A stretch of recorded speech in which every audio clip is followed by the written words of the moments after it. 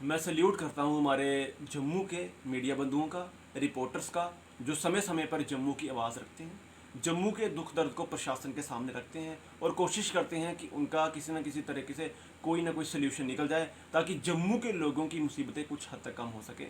जम्मू के साथ हो रहे भेदभाव को भी हमारी जम्मू की जो मीडिया है वो खुलकर रखती है। मैं धन्यवाद जो समय समय पर जम्मू के साथ हो रहे कश्मीर द्वारा भेदभाव को भी जागरूक करते हैं, लोगों के सामने लाते हैं और वो ऐसी स्टोरीज को भी कवर कर रहे हैं जिसमें ये साफ साफ जाहिर हो रहा है कि किस तरह जम्मू के साथ भेदभाव किया जा रहा है। अगर मैं बात करूं तो कुछ दिन पहले हमने बताया था आपको कि श्रीनगर में, वहाँ पर कश्मीर में एक जो ट्रैफिक कर्मचारी हैं उनकी तरफ से बहुत ज़्यादा एक गलत काम किए जा रहे हैं कश्मीर में। वहाँ के जो लोग हैं जो वहाँ पे ट्रैफिक को वायलेट कर रहे हैं, कानून की धज्जियाँ उड़ा रहे हैं, उनको बख्शा जा रहा है, उनको सॉफ्टली उनके साथ बिहेव किया जा रहा है, उन पर किसी भी तरह की कोई कार्रवाई नहीं की जा रही।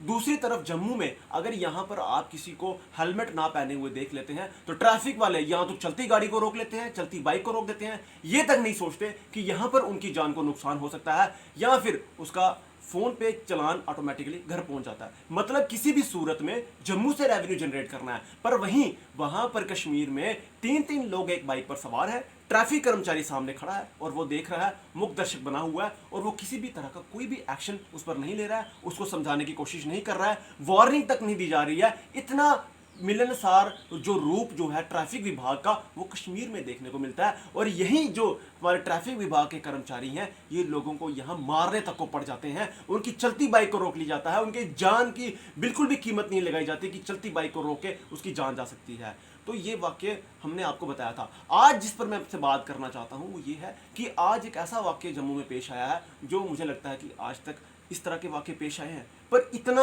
अजीब वाक्य आज तक हमने खुद भी नहीं सुना। ये वाक्य है जम्मू का, हुआ है जो घटित वो कश्मीर में हुआ है। एक स्कूटी जो जम्मू के नंबर की है, जो गांधीनगर के एक शख्स के पास है, उसका चलान कश्मीर में हो जाता है। ये हैरान की बात है।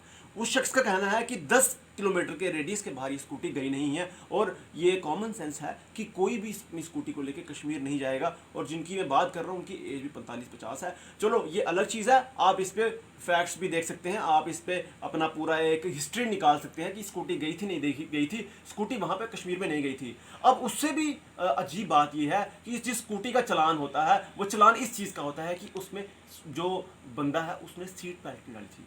मुझे बताएं, मैं आरटीओ से पूछना चाहूँगा, हमारे ट्रांसपोर्ट विभाग से पूछना चाहूँगा, या जो अधिकारी हैं जो इनको चीज़ें देखते हैं, जिन पे इनकी निगरानी रखते हैं, ये रूल किसने निकाल दिया कि किसी स्कूटी पे भी अब सीट बेल्ट डालनी पड़ेगी? इतने अजीब चलान।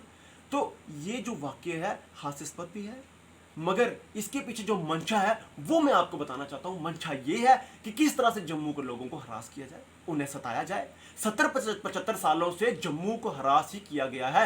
एंटी जम्मू पॉलिसीज बनाई गई, एंटी डोगरा पॉलिसीज बनाई गई, जम्मू के बच्चों को रोजगार नहीं दिया गया, रोजगार के लायक होते हुए बच्चों को घर बिठाया गया और कश्मीर के मिलिटेंटों को नौकरियां दी गई। यहां पर जम्मू को टूरिज्म, इतना पोटेंशियल है जम्मू में, इतना पर्यटन स्थल इतने ज्यादा हैं, पर हमारे पर्यटन स्थलों को इंप्रूव नहीं किया जाता, एक्सप्लोर नहीं किया जाता, कनेक्टिविटी नहीं दी जाती, कहीं यात्री यहां पर ना आ जाए तो जम्मू के लोगों को रोजगार ना मिल जाए। ये भी सोची समझी साजिश है। जम्मू के लोगों की डेवलपमेंट नहीं की जाती, जम्मू के लोगों को नौकरी नहीं दी जाती, जम्मू के लोगों को सताया जाता है। और अब जो सताने की जो एक इनकी पराकाष्ठा है वो इस हद तक पहुंच गई है, ये इतने अंधे हो गए हैं, इतनी नफरत भरी है इनके दिमाग में। जो कश्मीरी षड्यंत्र, जो कश्मीरी नेता हैं या जिनका राज आज भी जम्मू कश्मीर में कश्मीरियों का चल रहा है, उनकी सोची समझी साजिश यही है कि किस तरह से हम जम्मू को सताएं। और आज उनके सताने की जो सीमा है और उन्हें लांग दी है। तो आज देखिए कि स्कूटी का चलान हो जाता है सीट बेल्ट पे, और करता कौन है? कश्मीर में अनंतनाग डिस्ट्रिक्ट में चलान होता है। जो स्कूटी जम्मू से बाहर गई नहीं है, जिसने अपने जम्मू डिस्ट्रिक्ट क्रॉस नहीं किया, जम्मू डिवीजन की बात तो छोड़िए, वो कश्मीर में पहुंच जाती है और उसका कश्मीर में चलान हो जाता है। और देखिए अब दूसरा पहलू मैं आपको बताना चाहूंगा कि हम क्यों कहते हैं हमारे जम्मू के लोग बहुत सुलझे, समझदार, राष्ट्रवादी और देश को साथ लेके चलने वाले लोग हैं।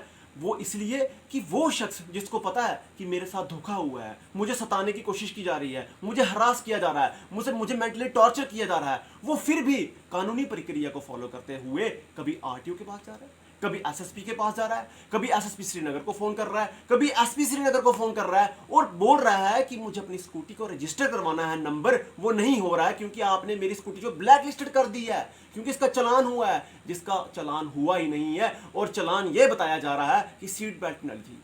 तो मेरा ये जम्मू के लोगों से ये आह्वान है, जम्मू के डोगरों को ये बताने की कोशिश है कि जम्मू के साथ भेदभाव होता आ रहा है, पर इस हद तक भेदभाव हो रहा है कि हमारे जम्मू के बच्चे पढ़े लिखे, जो उनके साथ ये किया जा रहा है कि मेंटली उन्हें टॉर्चर किया जा रहा है, हमें नौकरी नहीं दी जा रही। और अब ये ट्रैफिक के नाम पर जो रेवेन्यू है वो सिर्फ जम्मू से जनरेट किया जाता है, और मलाई मैंने पहले भी कहा कि कश्मीर को दी जाती है, वाइन शॉप में हो वो भी जम्मू को दी जाती हैं, टोल टैक्स हो ज़्यादा जम्मू को दिए जाते हैं, प्रोडक्ट टैक्स जम्मू में लगाया जाता है, बिजली का बिल हम जम्मू के डोगरे भरते हैं पर हमें ही बिजली नहीं मिलती है। और आज सिचुएशन ये है कि कितनी कितनी देर के कट होते हैं, और जब बिल की बारी आती है, अगर कोई बिल देने में लेट हो जाए तो उनके कनेक्शन कट जाते हैं। मैं पूछना चाहता हूं, कश्मीर में कितने कनेक्शन आप काटते हो, कश्मीर में कितने स्मार्ट मीटर आपने लगा दिए, कश्मीर में कितने प्रीपेड मीटर आपने लगा दिए, जम्मू के लोगों का खून चूसने के लिए आपको मिला है। और मेरी नाराजगी हमेशा रहेगी, हमेशा सेंटर के खिलाफ रहेगी, क्योंकि सेंटर ने हमेशा कश्मीर के ऊपर हाथ रखा है। क्या G20 की मीटिंग हो, क्या बड़े से बड़े प्रोजेक्ट्स लाने हो,